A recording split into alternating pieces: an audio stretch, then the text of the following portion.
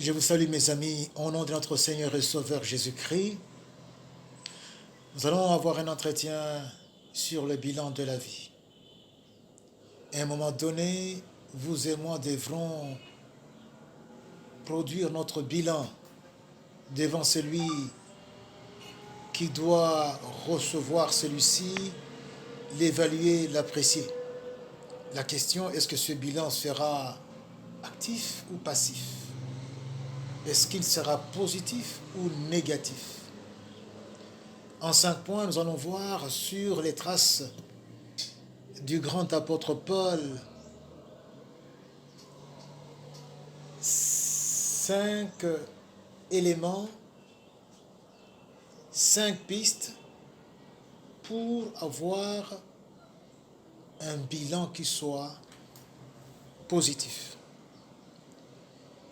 Et ça sera avec Paul un principe unique et simple. Imiter Christ. Imiter Christ. Vous voulez avoir un bilan positif devant le tribunal de Christ.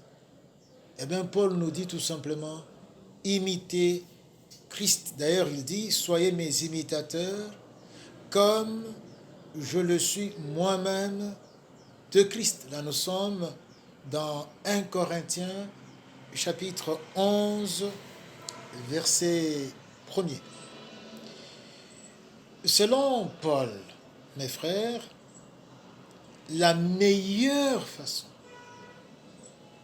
c'est plus même que d'imiter Christ, c'est laisser Christ vivre en nous. Il dit dans Galates chapitre 2, verset 20, « J'ai été crucifié avec Christ, et si je vis, ce n'est plus moi qui vis, c'est Christ qui vit en moi. » C'est comme ça que Paul nous dit dans Philippiens chapitre 2, verset 5, il nous dit, « Ayez en vous les sentiments qui étaient en Jésus-Christ, et en vous les dispositions qu'il y avait en Christ. » Et là, c'est intéressant. On va prendre quelques dispositions qu'avait Christ et voir si Paul lui-même les avait, comme il dit qu'il était imitateur de Christ. Et, a fortiori, voir maintenant comment nous pouvons nous les appliquer. Il y a quelque chose que nous reconnaissons chez Christ Jésus. C'est que Christ, d'après les Écritures, il laissait le Saint-Esprit le guider. Il était conduit par le Saint-Esprit. La Bible dit, je prends Acte 10, 20, 38, vous savez comment Dieu a oint du Saint-Esprit et de force Jésus de Nazareth qui allait de lieu en lieu, faisant du bien et guérissant tous ceux qui étaient sous l'empire du diable, car Dieu était avec lui. Jésus avait besoin du Saint-Esprit et il se laissait conduire par celui-ci. Il y a beaucoup d'endroits qui nous le montrent, mais dans la vie de Paul, est-ce qu'il y a aussi à parler d'un parallélisme dans ce domaine où, de son côté, Paul également est conduit par le Saint-Esprit? Nous les voyons encore plus évidemment. Dans la vie de Paul, c'est même au début de son ministère. À Antioche, ils étaient avec tous les autres membres de l'Église dans Acte 13, versets 2 et 4. Dans Acte 13, versets 2 à 4, il est dit, bon, mettez-moi à part Paul et Barnabas pour le ministère auquel je les ai destinés. C'est le Saint-Esprit qui survient pendant que cette église était en train de prier et de jeûner. C'est lui qui décide du choix de Paul et même du duo Paul et Barnabas pour qu'ils aillent pour la mission qu'il leur destinait. Ça, c'est le départ. Et ils vont partir. Ils vont partir et pendant qu'ils sont avec Barnabas, le Saint-Esprit les conduit. Nous voyons également dans la vie de Paul qu'il est soumis au Saint-Esprit. Prenons dans Actes 16, verset 6. Il est dit que Paul a été empêché par le Saint-Esprit pour annoncer la parole. Empêché par le Saint-Esprit d'annoncer la parole. Il voulait annoncer la parole en Asie. Le Saint-Esprit lui dit non. Il a ses raisons. Peut-être qu'il y avait quelqu'un d'autre qui l'avait préparé pour cela, ou qui était en train de le faire. Et voulant épargner Paul, comme parfois on épargne certains joueurs pour qu'ils soient frais pour d'autres compétitions. Il lui a dit, et Paul, qui avait d'ailleurs la parole sur les lèvres, non, il s'est ressaisi. C'est toujours le Saint-Esprit dans le même chapitre, cette fois-ci au verset 7, qui va empêcher Paul d'entrer en Bithynie. Paul avait l'intention d'entrer en Bithynie. Donc nous voyons bien qu'en tout cas, c'est un gars qui se soumettait au Saint-Esprit et qui se laissait guider par le Saint-Esprit comme son Seigneur. Une autre caractéristique, c'est l'humilité que nous reconnaissons chez le Seigneur Jésus. En tout cas, il est évident, le passage auquel nous avons fait allusion, Paul lui-même atteste que Jésus-Christ est existant en forme de Dieu, n'a point regardé comme une proie arrachée d'être égal à Dieu, mais s'est dépouillé lui-même en prenant une forme de serviteur, en devenant semblable aux hommes, et ayant paru comme un simple homme. Il s'est humilié lui-même, là c'est le verset 8, se rendant obéissant jusqu'à la mort, et même jusqu'à la mort de la croix. Ça c'est Paul qui dit de Jésus dans Philippiens chapitre 2, verset 5 et suivant. Mais Jésus-Christ aussi dit cela de lui-même. Si vous lisez Matthieu chapitre 11, verset 29b, Jésus dit, je suis doux et humble de cœur. Je suis doux et humble de cœur. Quand il disait qu'on vienne à lui pour déverser sur lui nos fardeaux, nous qui sommes fatigués et chargés, afin que lui nous procure le repos. Il disait aussi, prenez mon joug, car mon joug est léger et tout ça. Et puis il dit, je suis doux et humble de cœur. L'humilité. Là, c'est chez Jésus. Et le parallélisme avec Paul. Paul maintenant, est-ce que Paul est humble? On le voit dans beaucoup de situations, l'humilité de Paul. Mais une de preuves attestant que quelqu'un est humble, c'est reconnaître ses torts. C'est revenir sur son passé et réparer, même pardonner et même recevoir le pardon. Ça, c'est l'humilité qui conduit quelqu'un à se comporter ainsi. Nous voyons bien, on a parlé ici de la mission de Paul avec Barnabas. Le premier voyage, c'était avec Barnabas, mais Barnabas avait pris dans ses valises son petit neveu ou son petit cousin Jean-Marc. Jean-Marc, arrivé à Pamphylie, il lâche l'équipe. Cela avait beaucoup vexé Paul. Si bien que quand ils sont revenus faire le briefing à l'église d'Antioche, ceux-ci ayant relâché encore les deux pour qu'ils partent au chapitre 15, eh bien, Barnabas était là avec son petit cousin. Paul n'en voulait pas.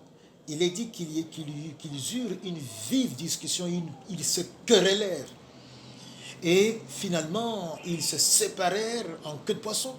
Paul choisit pour l'occasion Silas, qui venait de Jérusalem. Et ils partirent pour le second voyage avec Silas. Mais il est très important de voir qu'à la fin de son ministère, plus précisément dans la deuxième épître de Paul à Timothée, au chapitre 4, Paul mentionne Jean-Marc parmi les gens qu'il voulait venir les rejoindre là où il est. Il sollicite Jean-Marc, cela veut dire qu'il avait réintégré Jean-Marc dans l'équipe et sûrement qu'il avait aussi passé l'éponge sur ce que Jean-Marc avait fait et s'était réconcilié avec Barnabas, cela va sans dire. Donc, reconnaître ses torts, réparer c'est le mal qu'on avait fait, c'est une marque d'humilité. Troisièmement, nous voyons Jésus faire prévaloir la volonté de celui qu'il avait envoyé au détriment de sa volonté. Jésus ne mâche pas les mots. Dans Jean chapitre 6, verset 38, Jésus dira, « Je suis descendu des cieux pour faire non ma propre volonté, mais la volonté de celui qui m'a envoyé. » Il est intéressant de voir Paul qui lui aussi se retrouve dans la même situation dans 2 Corinthiens chapitre 10, nous avons chapitre 5 plutôt, 2 Corinthiens chapitre 5, versets 14, 15 à 20. Paul parle de la façon dont il a servi le Seigneur, le principe qu'il a animé, comme Jésus avait aussi son principe. Paul dira, car l'amour de Christ nous presse. Nous l'a lu dedans. Parce que nous estimons que si un seul est mort pour tous, tous donc sont morts.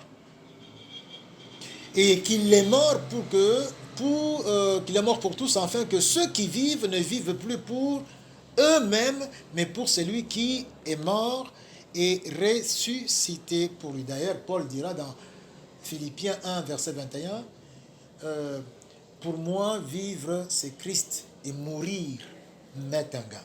Donc, il fait cas, d'une façon tout à fait évidente, de celui qu'il a envoyé, et il fait prévaloir, bien sûr, la volonté de celui-là, au détriment de la sienne. Le quatrième élément, la quatrième caractéristique que nous voyons dans la vie de Paul, en imitation à Christ, c'est que c'est souffrir pour le service. Christ a souffert pour le service. Là, il n'y a pas même à prendre un verset. Toute sa vie a été souffrance. On a vu comment il se démenait pour accomplir la mission pour laquelle il était descendu sur cette terre et s'était incarné. Mais ce que nous voyons également en lisant les évangiles, et là je vous invite à lire tous les évangiles, les 4 alors, à la fin des évangiles, la dernière semaine, il est arrêté le jeudi et toute la nuit, on le ballotte d'un côté comme de l'autre comme une balle de ping-pong. Sans qu'il dorme, on se moque de lui, on l'humilie, et on le bat, on le frappe de fouet. Et le vendredi, Christ va encore subir des traitements plus humiliants encore et plus pénibles qu'on lui a affligés, jusqu'à la mort et à la mort de la croix. Là, c'est la souffrance. On sait bien que le Seigneur a souffert. Il a porté sur lui toutes nos souffrances à cause de nos péchés qu'il avait acceptés sur lui. Le châtiment que nous méritions est tombé sur lui. On le sait très bien. Mais pourquoi nous évoquons tout cela? C'est pour voir la ressemblance. Est-ce que Paul a aussi autant souffert? Est-ce que Paul a souffert aussi pour celui qu'il a envoyé pour le service? Nous prenons un passage. Il y en a beaucoup. Paul est de ceux qui ont effectivement beaucoup souffert. Dans 2 Corinthiens, chapitre 11, je prends le verset 24 à 26, Paul dit, après avoir dit qu'il a beaucoup souffert pour les travaux, dans les travaux bien plus, il a eu le coup bien plus par les emprisonnements bien plus. Alors il dit au verset 24, donc il était souvent en danger de mort. Verset 24, 5 fois j'ai reçu des Juifs 40 coups moins 1. 3 fois j'ai été battu de verge, 1 fois j'ai été lapidé, 3 fois j'ai fait naufrage. J'ai passé pour jour et nuit dans l'abîme. Fréquemment en voyage, j'ai été en péril bien sûr, j'étais en péril sur le fleuve, en péril de la part des brigands, en péril de la part de ceux de ma nation, en péril de la part des païens, en péril dans les villes, en péril dans les déserts, en péril sur la mer, en péril parmi les faux frères. J'ai été dans le travail et dans la peine, exposé à de nombreuses veilles, donc il a souffert. Et je vous réserve les meilleurs pour la fin. Il dit par exemple au verset 32, à Damas, le gouverneur du roi Arétas faisait garder la ville des Damascéniens pour se saisir de moi. Verset 33, mais on me descendit par une fenêtre dans une corbeille. C'est très beau ça. Hein, le long de la muraille, et j'échappais de leurs mains. Ça, c'est Paul qui a souffert, comme Christ avait souffert. Le dernier point, qui est aussi la dernière caractéristique qu'on a voulu considérer, Paul a imité Christ également en vivant le regard fixé sur la récompense. La récompense est tout supporter, toutes les calamités au service. Il ne regardait pas les souffrances, il avait le regard fixé sur la récompense. C'est ce qu'il est dit de Christ dans Hébreux chapitre 12, verset 2. Il est dit que Jésus, le chef et le consommateur de notre foi, en vue de la joie qui lui était réservée, en vue de la récompense, de la gloire qui lui était réservée, a souffert la croix et méprisé l'ignominie et s'est assis à la droite du trône. Jésus avait le regard fixé sur la récompense, sur la gloire qui lui était réservée après l'ignominie et la honte. Nous remarquons que dans la vie de Paul, il y a également la même attitude. Dans Philippiens chapitre 3, versets 12 à 4, Paul dit ceci, ce n'est pas que j'ai déjà remporté le prix. Il a le regard fixé sur le prix. Et que j'ai déjà atteint la perfection. Non. Mais je cours pour tâcher de le saisir, ce prix. Je cours toujours après le prix. Puisque moi j'ai été aussi saisi par Christ. Frère, je ne pense pas l'avoir saisi, mais je fais une chose, oubliant ce qui est en arrière, mais pourtant vers ce qui est en avant, je cours vers le but. J'oublie tout ce qu'il y a en arrière, tout ce que j'endure. Je cours vers le but pour remporter le prix de la vocation céleste de Dieu en Jésus-Christ. Mes frères, on a écouté comment Paul a imité Christ. Maintenant, je vous laisse écouter Paul faire le bilan de sa vie pour avoir été imitateur de Jésus. 2 Timothée 1, 4, 7, 8. J'ai combattu le bon combat. J'ai achevé la course. J'ai gardé la foi. Désormais, la couronne de justice m'est réservée. Le Seigneur, le juste juge, me la donnera dans ce jour-là. Et non seulement à moi, mais aussi à tous ceux qui auront aimé son avènement. Paul a combattu le bon combat, comment? En imitant Christ. Et il sait bien que son bilan sera évalué largement positif.